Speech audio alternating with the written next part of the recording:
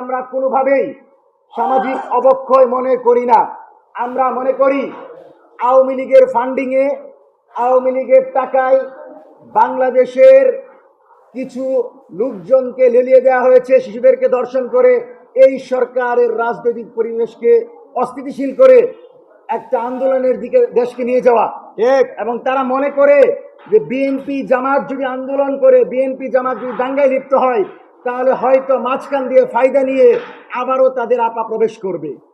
আগেও বলেছি, হাসিনার রাজনীতির কবর রচনা হয়ে গেছে, আপা ফেরত আসবে সেই স্বপ্ন ভুলে যান।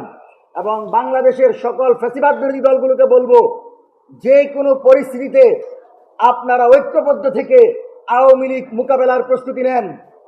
বাংলাদেশের রাজনীতিতে আওয়ামী লীগ যদি ফেরত আসে, এই আওয়ামী লীগ সবার আগে তারেক রহমানের উপর আঘাত করবে। ঠিক। এই আওয়ামী লীগ যদি ফেরত আসে, সবার আগে বিএনপিকে ধ্বংস করবে। সুতরাং বিএনপির যে ভাইয়েরা আওয়ামী লীগ পুনর্বাসনের দায়িত্ব নিয়েছেন, তারা নিজের পায়ে কোড়াল মারছেন এবং ফ্যাসিবাদ বিরোধী দল বিএনপিকে ধ্বংসের দিকে ঠেলে দিচ্ছেন।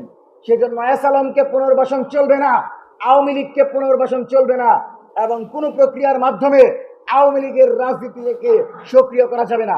সম্মানিত সাংবাদিক।